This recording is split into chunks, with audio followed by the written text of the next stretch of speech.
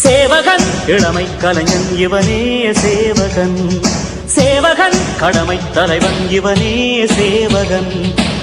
திருமதி பொற்கொடி Armstrong NDA கூட்டணியில் சென்னை திருவிக நகர் வேட்பாளராக அறிமுகம் கூட்டம். 2026 சட்டமன்ற தேர்தலில் சென்னை திருவிக நகர் தொகுதியில் என்டிஏ கூட்டணி சார்பில் தமிழ் மாநில பகுஜன் சமாஜ் கட்சியின் தலைவர் திருமதி பொற்கொடி ஆம்ஸ்ட்ராங் அவர்கள் இரட்டை இலை சின்னத்தில் போட்டியிடுவதாக அறிவிக்கப்பட்ட நிலையில் சென்னை ஓட்டேரி பகுதியில் வேட்பாளர் அறிமுக கூட்டம் நடைபெற்றது. இந்த நிகழ்ச்சியில் முன்னாள் அதிமுக அமைச்சரும் அதிமுக வடசென்னை மாவட்ட தலைவருமான டி ஜெயக்குமார் மற்றும் அக்கூட்டணி கட்சியின் தலைவர்கள் பங்கேற்றனர்.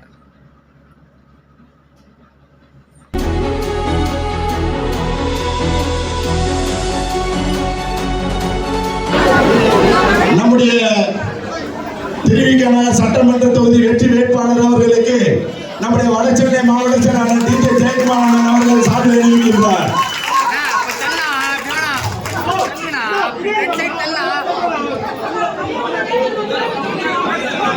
தயவுசெய்து மேடையில் உள்ளவர்கள்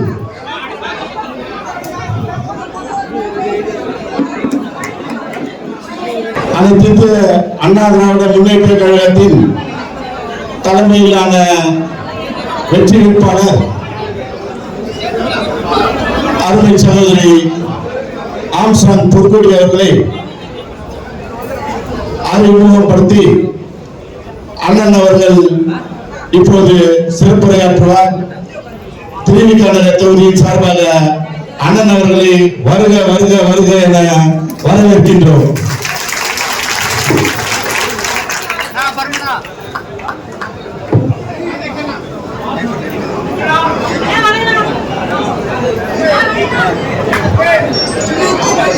புரட்சி தலைவி அம்மா, புரட்சி தலைவி அம்மா, நமது சின்னம், நமது சின்னம், அண்ணா சின்னம், அம்மா சின்னம், அம்மா சின்னம், ஜோரா சொல்லு, நமது சின்னம், நமது சின்னம், வெற்றி சின்னம்.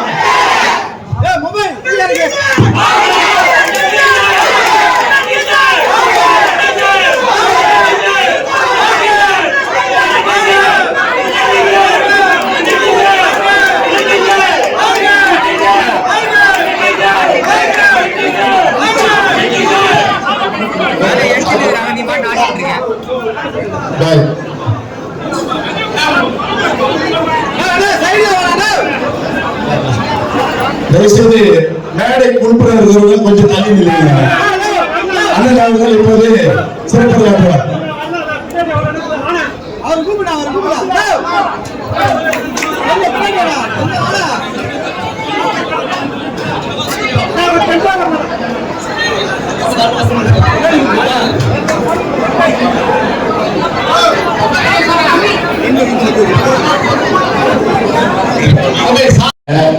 இருந்து எல்லாரும் சால்வெல்லாம் வாங்கிட்டு போறோம். ஓகேவா?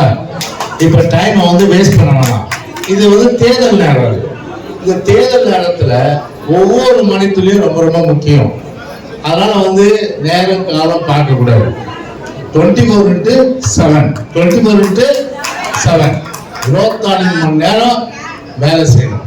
24 மணி நேரம் வேலை, கடுமையான வேலை செய்வதன் மூலம்தான் திமுகவை ஓட ஓட ஓட ஓட நிலை ஏற்படும். அதுக்கு ரெடியா? ரெடியா? Very good.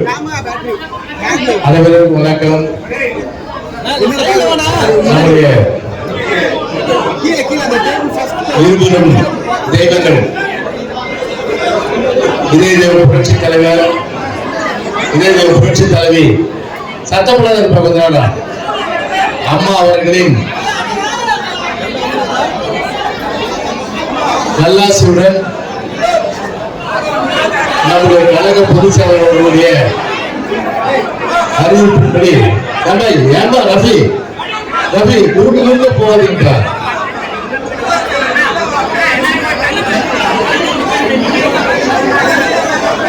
கழகத்துடைய பொதுச் செயலாளர்களுடைய அறிவிப்பின்படி நம்முடைய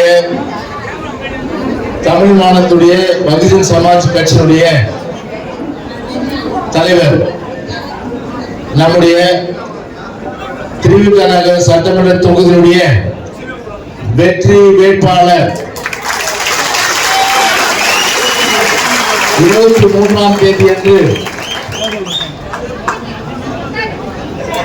நடைபெற உள்ள சட்டமன்ற தேர்தலில் இரட்டை இலை சின்னத்திலே வாக்குகளை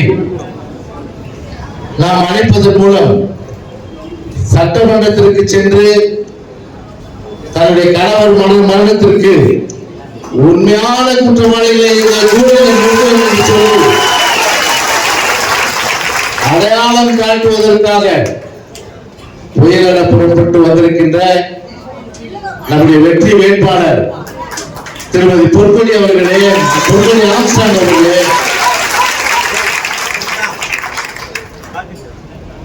இந்த நிகழ்ச்சியிலே கலந்து கொண்டு குறுகிய காலத்தில் ஏற்பாடு செய்தாலும் இப்படை தோற்கின் எப்படி வெல்லும், அனைத்து இந்திய அண்ணா திராவிட முன்னேற்ற கழக தலைமையாளர் கூட்டணியே வெல்லும் என்கிற வகையில்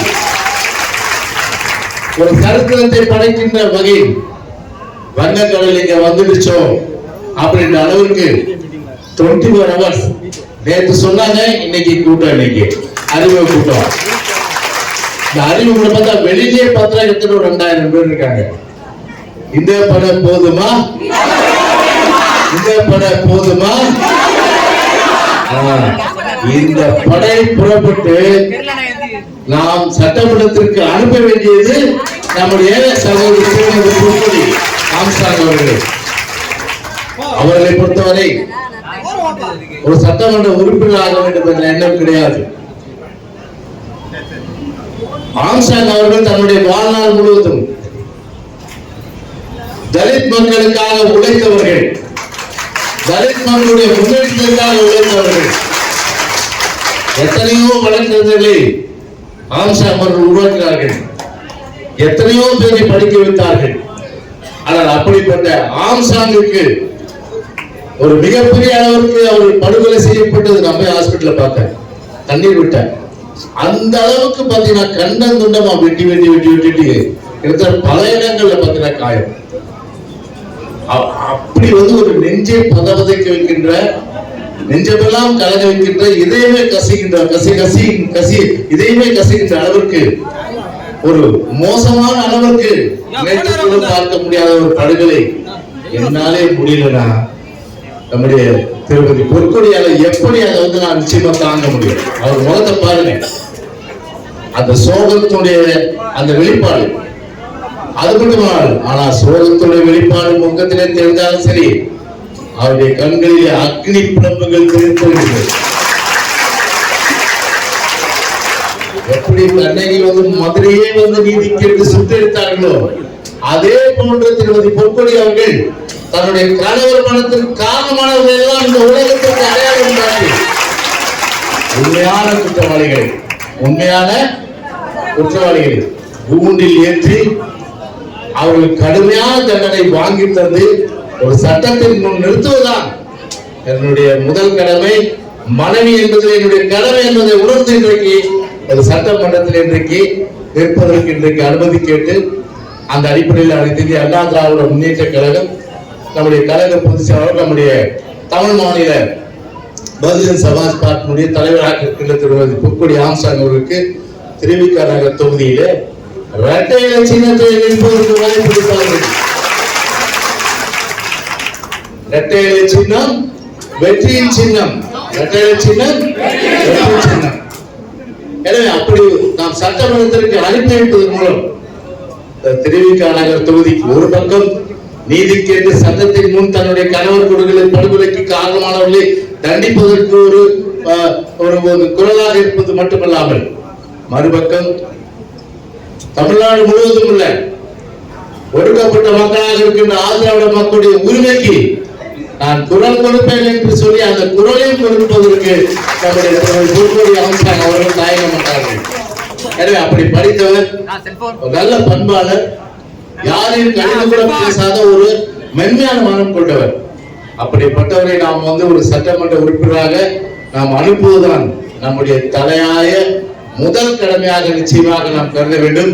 அந்த அளவுக்கு நம்முடைய உழைப்பை பொறுத்தவரை நாம் ஒன்று செலுத்தி நாம் நினைத்தால் நிச்சயமாக இந்த தொகுதியில் திமுகவை ஓட ஓட ஓட ஓட ஓட்டுகின்ற நிலை நிச்சயமாக ஏற்படுத்த முடியும். அந்த அளவுக்கு வேறுபட்டு இன்னைக்கு தமிழ்நாட்டு மக்கள் எந்த அளவுக்கு இன்னைக்கு வந்து ஒரு சொல்ல முடியாத அளவுக்கு தெரிவித்திருக்கிறாங்க. சட்ட ஒழுங்கு சந்தி சிரிக்கின்ற அளவுக்கு இன்னைக்கு ஆம்ஸ்டாங் ஒரு கட்சியுடைய தலைவருக்கே இன்னைக்கு தமிழ்நாட்டில் பாதுகாப்பு இல்லை என்று சொன்னார். யாருக்கு பாதுகாப்பு இருக்கும்? பெண்களுக்கு பாதுகாப்பு இல்லை, பாலியல் வன்கொடுமைகள், அது மட்டுமல்லாமல் போதை கலாச்சாரங்கள், பள்ளிக்கூட குழந்தைகள் முதல் பள்ளிக்கூட மாணவர்கள் வரை பெரியவர்கள் வரை போதைக்கு அடிமையாகி ஒரு சமூகமே நாசமாவதற்கு திமுக அரசு திமுக கண்டுகொள்ளாத ஒரு சூழ்நிலை, திமுக நிர்வாக திறமையில்லாத சூழ்நிலை காரணமாக அத்தகைய ஒரு நிலைமை இன்றைக்கு ஏற்பட்டு இன்றைக்கு கஞ்சா, பின், போதை வஸ்துக்கள், மெத்தபெட்டமைன், ஹீராயின், ட்ரக்ஸ் எல்லாம் இன்னைக்கு சர்வசாதாரணம். அம்மாவுடைய அரசு அது புரட்சி தலைவர் காலமாக இருந்தாலும் சரி, புரட்சி தலைவியர் காலமாக இருந்தாலும் சரி, ஆனா எடப்பாடியார் ஆட்சி காலத்திலும் சரி, ஒரு அனைத்து இந்திய அண்ணா திராவிட முன்னேற்ற கழக தொண்டன் என்றைக்குமே நியாயத்தின் பக்கம் தான் நிலையிருப்பார். நியாயத்தின் பக்கம் தான் அவர் இருப்பார். மற்றவர்கள சேவைகளில் என்றைக்கும் ஈடுபட மாட்டான். ஆனால் இன்றைக்கு ஒரு சாதாரண வட்டப்பிரிவிலிருந்து வட்டச் செயலாளர் இன்றைக்கு காவல்துறை இன்றைக்கு மிரட்டுவது, காவல்துறையை வந்து அடிப்பது, இன்றைக்கு அதற்கு மேலே இருக்கின்றவர்கள், குறிப்பாக இந்த மாவட்டத்துக்கு ஒரு அமைச்சர் இருக்கிறார்.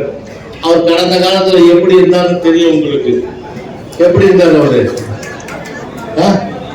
நான் அதுக்குள்ளெல்லாம் போக விரும்பல. அது சொல்றாரு சொல்றாரு அந்த மாதிரி வந்து இருந்த எதை வந்து சில காத்தடிக்கும் போது என்ன ஆகும், மேல சிலதுக்குள்ள ஒட்டிக்கணும். அது நினைக்குமா நாம தான் கோபுரம். அதே காத்தடிச்சா என்ன ஆகும், அது கீழே வந்துடும். அந்த காத்து தான் மே மாசம் 23 அடிக்க போகுது. ஆம்ஸ்டாங் கொலைக்கு காரணமானவர்கள் வெளியே உள்ள போற நிலைமையை வரப்போகுது. அப்படி ஒரு ஒரு ஒரு ஒடுக்கப்பட்ட மக்களுடைய உரிமைக்குள் ஒரு தலித் சமாஜத்தினுடைய மக்களுடைய பிரதியாக இருக்கின்ற ஒரு தலைவர், அவருக்கே இந்த ஆட்சியில பாதுகாப்பு என்று சொன்னார். ஒரு சாதாரண மக்களுக்கு எப்படி இருக்கும்? பாதுகாப்பு இல்லை. சட்ட ஒழுங்கு இப்படின்னா அடிப்படை கட்டமைப்பு சரி. நீ பாத்தீங்கன்னா இன்னைக்கு இந்த தொகுதியிலும் சரி, ராயபுரத்திலும் சரி, வேட்பாளரை மாத்திட்டான். வேட்பாளரை மாத்திட்டா சரக்கு ஒண்ணுதான், பாட்டில் தான் வேற. சரக்கு ஒண்ணுதான், பாட்டில் தான் வேற. ஒரே சரக்கு தான், ஆனா பாட்டில் வேற. மக்களை முட்டாளாக்க திமுக முயற்சி செய்தால் திமுக தான் முட்டாள் என்பதை மக்கள் நிரூபிப்பார்கள். அது என்ன மாற்றப்பட்டது? ஆளை வேற மாத்திட்டா 5 வருஷத்துல என்ன சென்னையில வெறும் கடத்தல், கொலை, கொள்ளை, கற்பழிப்பு, ஆள் கடத்தல், கட்ட பஞ்சாயத்து, இதுதான் நடந்தது ஒழிய போதை வசதிகள் எல்லாம் சர்வசாதாரணம் நடந்து ஒரு சமூகமே சீரழிந்து ஒழிய ஒரு அடிப்படை கட்டமைப்பு வெள்ள காலத்திலே வந்து மழை நிற்காத பண்ணீங்களா 4000 கோடி ரூபாய் அபேஸ். எங்க போச்சு 4000 கோடி ரூபாய்? அதுவும் நம்ம தொகுதியில நல்ல தமிழ் பேசுகின்ற ஒரு அருமையான மேயர், வானம் பெய்து ட்ரெயின் போது, மழை பெய்து, நான் என்ன செய்யுது, இப்படி ஒரு மேயர் தலைவருக்கு. வானம் பெய்து, மழை தண்ணி போடுது, ட்ரெயின் போகுது, மழை நிக்குது, நான் என்ன செய்யுது? அப்பப்போ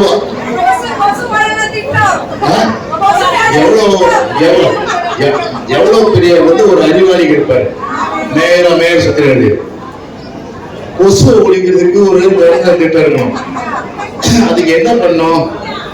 முழுமையான அளவுக்கு ஒரு கட்டுப்பாடு பண்றதுக்கு நீர்நிலைகள், கால்வாய்கள், மழை நீர் தேங்கி இருக்கின்ற இடங்கள், அதே போன்று மழை நீர் விட்ட பிறகு பிளீச்சிங் பவுடர்லாம் போட்டா அந்த கொசு உற்பத்தி ஆகும். இது அடிப்படையான விஷயம். யாராவது மேனுவல், அது சிவேஜ் மேனுவலுக்கு போய் வெலை போடுவாங்களா? அதை வலை போட்டு போடுறாங்கன்னா எப்படிப்பட்ட ஒரு முட்டாள்தனமான ஒரு செயல் இன்னைக்கு சில மாநகராட்சி இன்னைக்கு வந்து மேயர் அன்னைக்கு இது மாதிரி பண்ணிட்டு இருக்காங்க. அதை சொல்லிட்டீங்க நீங்க தான். அப்படி வந்து இன்னைக்கு அடிப்படை கட்டமைப்பு வசதிகள் மோசம். சரி, மக்களுடைய வாழ்வாதாரம் எப்படி இருக்கு? இன்னைக்கு ஒரு குடும்பம் மட்டும்தான் இன்னைக்கு வாழ்ந்துட்டு இருக்கு. இன்னைக்கு அதுவும் கோபாலபுரம் குடும்பம், கோபாலபுரம் குடும்பம் மட்டும்தான் வாழ்வதை ஒழிய வேறு எந்த ஒரு குடும்பமும் இன்னைக்கு வாழ்க்கை தர உயரவில்லை. ஆனா ஸ்டாலின் சொல்றாரு, நான் 1 லட்சம் ரூபாய்க்கு மிச்சப்படுத்தி கொடுத்துட்டேன். உங்களுக்கு 1 லட்சம் ரூபாய் மிச்சப்படுத்தி கொடுத்தாங்க. உங்ககிட்ட மின்சார கட்டணம் 3 முறை உயர்த்தி பிடிக்கிட்டார். சொத்து வரி அதை ஏற்றி பிடிக்கிட்டார். வீட்டு வரி அதையும் பிடிக்கிட்டாங்க. குழந்தை குடிக்கிற பால் அதையும் விலை ஏற்றிட்டீங்க. இப்படி எல்லா வகையிலையும் விலையை ஏற்றிட்டு ஒரு சரக்கு அது மட்டும் ஒழிச்சாங்களா, அந்த சரக்கு விலையை ஏற்றிட்டாங்க. அவன் குடிமகன்லாம் ரொம்ப கஷ்டம். அதுல எல்லாம் வருமானத்தை ஏற்றிட்டு பார்த்தா ஒவ்வொரு வீட்டுலயே ஏன்னா குடியை அறிமுகப்படுத்துந்தே திமுக தான். ராஜாஜி எவ்வளவு கெஞ்சினார், கெடுக்காதீங்க திரு கருணாநிதி அவர்களே, குடியே வேணான்னு. அது கெஞ்சாத குறை. ஆனா கருணாநிதி அன்னைக்கு குடியை அறிமுகப்படுத்தி 2 விஷயம். தமிழ்நாட்டுல குடியையும் ஊழலும் அறிமுகப்படுத்துது யாருன்னு குழந்தை கிட்ட கூட சொல்லுவாங்க. யாரு? திமுகவும் திரு கருணாநிதி தான் அறிமுகப்படுத்துது. அன்னைக்கு அறிமுகப்படுத்தப்பட்ட ஊழல் இன்னைக்கு திமுக ஆட்சியில ஸ்டாலின் ஆட்சியில் கொடிகட்டி பறக்குது. கீழே கவுன்சிலர்ல இருந்து, வட்ட செயலாளர்ல இருந்து, எம்எல்ஏல இருந்து, அமைச்சர்ல இருந்து எல்லா லெவலையும் ஊழல். இவங்க லட்சக்கணக்கான பணம் கோடிகள் பண்ணுது. அரசாங்க கருவூலத்துக்கு வேண்டிய பணம் எல்லாம் கூட வரல. அப்படியெல்லாம் ஊழல் செஞ்சு பணத்தை சேர்த்து. ஆனா மக்களுக்கு என்ன, 25,000 ரூபாய் உங்ககிட்ட 15,000 ரூபாய் ஒவ்வொரு மாசத்துக்கும் வசூல் பண்ணுது. நான் சொன்ன இந்த விளைவு பண்ணலாம். ஆனா உங்களுக்கு கொடுக்குறது எவ்வளவு கொடுக்குறாங்க? 1000 ரூபாய். அம்மாவுடாக க்ளோஸ் பண்ணிட்டாங்க. சுத்தமா அதை நீட்டு கொண்டு சொல்லி 9 பேர் வேலை செஞ்சது 4 பேர். அம்மாவுடைய இட்லி அம்மா காலத்துல இட்லி கிடைக்கும், தோசை கிடைக்கும், வரட்டி ரைஸ் கிடைக்கும், பொங்கல் கிடைக்கும், சாம்பார் இருக்கும், சட்னி இருக்கும், எல்லாமே இருக்கும். ஆனா இப்ப ஏதாவது இருக்கா? அம்மாவோட போர்டு இருக்கும். கேட்டா நாங்க மூடல. ஆனா எவ்வளவு பேர் இருக்கு? ஒரு வயிற்றுல அடிக்கிற வேலையை இன்னைக்கு மு.க. ஸ்டாலின் அரசாங்கம் செஞ்சது. அது அம்மா நீர்த்து போய் சேர்த்து. சரி, அதுக்கு பிறகு பாத்தீங்கன்னா தமிழ்நாட்டுல தேர்தல் வாக்கு 100% எடுத்துக்காங்க. எங்க கேஸ் சிலிண்டர் 100 ரூபாய் மானியம் தராங்களா? கொடுத்தாங்களா? 100 ரூபாய் மானியம் தர கொடுத்தாங்களா? கொடுக்கல. ஒரு வருஷத்துக்கு 1 லட்சம் பேருக்கு வேலை, 1 லட்சம் பேர் வேலை கிடைச்சா அரசாங்கத்துல இன்னைக்கு பாத்தீங்கன்னா 3 லட்சம் வேலை காலி, 3 லட்சம் வேலை காலி. சரி, அது ஆசிரியர்கள், அரசு ஊழியர்கள் அவர்கள் இருக்கிற மாதிரி கான்ட்ரிபியூட்டரி பென்ஷன் ஸ்கீம்ல இருந்து ஓல்டு பென்ஷன் ஸ்கீமா மாத்தணும். அதையும் செய்யல. சரி, அது மட்டும் செய்யல. டீசலுக்கு 4 ரூபாய் குறைக்கிறாங்க, அது குறைக்கல. சரி, உங்க வீட்டுல குழந்தை நம்முடைய மாணவ மாணவர்கள் இருப்பாங்க, அவங்க கல்வி கடன் வாங்கியிருப்பாங்க, அந்த கல்வி கடன் ரத்து பண்ணாங்களா? அதையும் பண்ணல. இப்படி ஒட்டுமொத்தமா தேர்தல் அறிக்கையில சொன்னதை செய்யாம மக்கள் கிட்ட வசூல் பண்ண 15,000 ரூபாய் மாசத்துக்கு 1000 ரூபாய் எப்ப கொடுத்தேன்? அனைத்து இந்திய அண்ணா திராவிட முன்னேற்ற கழகம் அழுத்தம் கொடுத்தது காலமாக தான் கொடுத்தீங்க நீங்க. அது 21வது மாசம் பெட்டி எப்போ எல்லா தொகுதிக்கும் நானே அந்த பெட்டியை ஓபன் பண்ணுவேன். சாவி யாருக்கிட்டே கொடுக்க மாட்டேன். கோட்டைக்கு போவேன், ஒவ்வொரு மனுவாட்டு படிப்பேன், எல்லாம் செய்வேன். சரி, எத்தனை பேர் மனு கொடுத்துருக்கீங்க? திரும்ப யாரையாவது கோட்டைக்கு வர சொல்லி உங்க மனு நான் படிச்சேன், உங்களுக்கு வீடு வேலை வேணா வேலை, ஓய்வூதியம் வேணும் ஓய்வூதியம் கொடுத்தாங்களா இல்லையா? ஒருத்தருக்கு கொடுக்கல. அப்படி மக்களை மோஸ்ட் இப்போ கனவு காணுங்க. என்ன கனவு? மக்களுடைய கனவு, அப்பா கோபாலபுரத்து கோமனே ஆண்டது போதும் மாண்டது போதும், நீ சீக்கிரம் கோட்டையை விட்டு, அதான் நாட்டுக்கு நல்லது. அதான் கழக ஆட்சி அமைந்தவுடன் எவ்வளவு? 10,000 ரூபாய் வேண்டியதை வாங்கிங்க. மாசம் எவ்வளவு? 2,000 ரூபாய். உங்களுக்கு மாசம் வரும். பொங்கலுக்கு வருஷத்துக்கு 1000 ரூபாய். Gas cylinder 3. படித்த வேலை இல்லாத இளைஞர்களுக்கு மாசம் 2,000 ரூபாய். பிளஸ் 2 1000 ரூபாய். அடிக்கவே போலாம். ஃப்ரிட்ஜ் தான் சொல்றேன். அப்புறம் ஃப்ரிட்ஜ் வீட்டுல பாத்தீங்கன்னா இன்னைக்கு சண்டே வராது. அதெல்லாம் நைட்டு சமைச்ச குழம்பு கூட காலையில கூட அதை உள்ள வச்சுட்டு அதை சூடு பண்ணி கொடுத்துடலாம். எந்த பிரச்சனையும் வராது. பெரும் பிரச்சனை புரியுது. அப்படியெல்லாம் நாங்க என்ன சொன்னோம், கழக ஆட்சி அமைந்த உடன் சொன்னோம். ஆனா நீ என்ன சொன்ன, நான் வந்தவன நீட்டு கைட்டு போறேன். அந்த ரகசியம் தான் தெரியல. என்னப்பா ரகசியம் அது சொல்லுன்னா இதுவரை சொல்ல, அது சிதம்பரம் ரகசியம். அது அது நாங்க கொடுத்த அழுத்திட்டு சரி கொடுத்த. இப்போ வந்து நல்லா வெயில் அடிக்கலாம், வெயில் அடிச்சா 2000 ரூபாய். அப்போ ஏன் இது ஒரு 5 வருஷம் வெயில் இல்லையா? நான் கேட்கிறேன், 5 வருஷம் வெயில் இல்லையா? மக்களை வந்து ஏமாத்தி ஓட்டுகள். லேப்டாப் எப்போ கொடுக்கணும்? படிக்கும் போது லேப்டாப், படிச்சு முடிச்ச பிள்ளைங்க லேப்டாப் கொடுக்கணும். அம்மா யாருக்கு கொடுத்தாங்க? நஷ்டம் படிக்கிற பசங்களுக்கு லேப்டாப் கொடுத்தாங்க, ஏன்னா படிக்கிறதுக்கு உபயோகம். ஆனா ஓட்டு திருடர்கள், ஓட்டை கொள்ளடிக்கிறதுக்காக என்ன பண்ணாங்க? இளைஞர்களை வந்து ஏமாத்துறதுக்காக 5 லட்சம் பேர் நான் கொடுத்தேன். 5 லட்சம் பேருக்கு 50 லட்சம் பேர் கொடுத்தாலும் சரி, எவ்வளவுதான் கருப்பு பணத்தை எல்லாம் வாரி வாரி வீசினாலும் சரி, ஒருபோதும் உங்களுக்கு கோட்டை பக்கம் யாரும் தமிழ்நாட்டு மக்கள் விடவே மாட்டாங்க. மீண்டும் அனைத்து இந்திய அண்ணா திராவிட முன்னேற்ற கழக அம்மாவுடைய அரசு அந்த இடம் போராட்ட மலரும். இதான் நடக்கும். நம்முடைய சகோதரி திருமதி பொற்கொடி அவர்கள் சட்டமன்றத்திற்கு போகணும், நியாயம் கண்டிப்பா வெளிவரும், நீதி நிலைநாட்டப்படும். ஆம்ஸ்ட்ராங் கொலையில சம்பந்தப்பட்டவர்கள் சிறைக்கு செல்லுகின்ற நிலை நிச்சயமாக வரும். குறுகிய காலத்திலே இந்த நிகழ்ச்சியை சிறப்புடன் ஏற்பாடு செய்த அனைத்து கழக தோழர்கள் அனைவருக்கும் நான் இந்த நேரத்தில் நன்றி கூறி, குறிப்பாக நம்முடைய பகுதிகளுக்கு செயலாளர்கள் சகோதரர் பரம்பூர்களுக்கும் முகுதன் அவர்களுக்கும், மாவட்ட அணை செயலாளர்கள், வட்டக்கழக செயலாளர்கள், அதே போன்று வட்ட பகுதியினுடைய செயலாளர்கள், பகுதியினுடைய இரணி செயலாளர்கள், பகுதி கழக நிர்வாகிகள், அதே போன்று வட்டக்கழக நிர்வாகிகள் மற்றும் நிறைய அளவுக்கு தாய்மார்கள், சகோதரிகள் இருக்கீங்க. விரைந்து செயல்படுங்க. தேர்தல் நேரத்துல வியூகள் வந்து இப்போ ஓப்பன் பிரஸ் இருக்கிறதுனால எதையும் பேச முடியாது. ஸோ உங்களுக்கு ஒரு ஏற்கனவே உத்வேகத்தோட டானிக்கோட இருக்கிறீங்க. கண்டிப்பா வந்து திமுகவை வீழ்த்தே ஆகணும்னு பாரு, எவ்வளவு ஆக்ரோஷமா பேசுறாங்க அவங்க.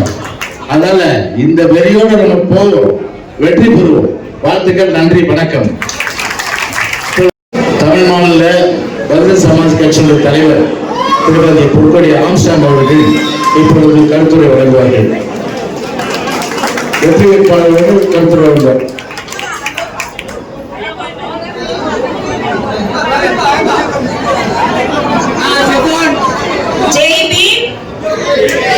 இந்த மாபெரும் கூட்டம் வெற்றியின் கூட்டமாகும். உங்களுடைய ஒத்துழைப்போடு நான் வின் பண்ணிடுவேன் நினைக்கிறேன். வின் பண்ணணும்.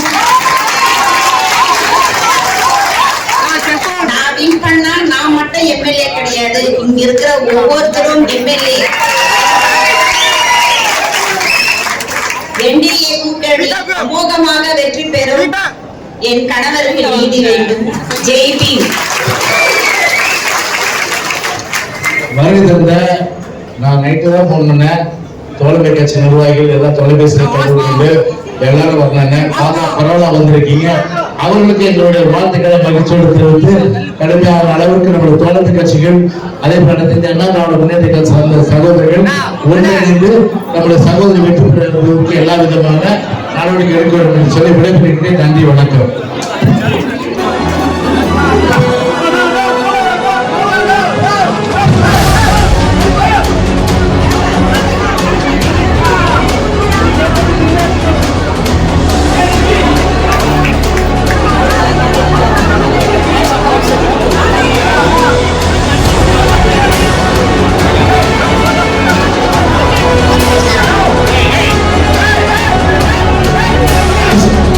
Thank you.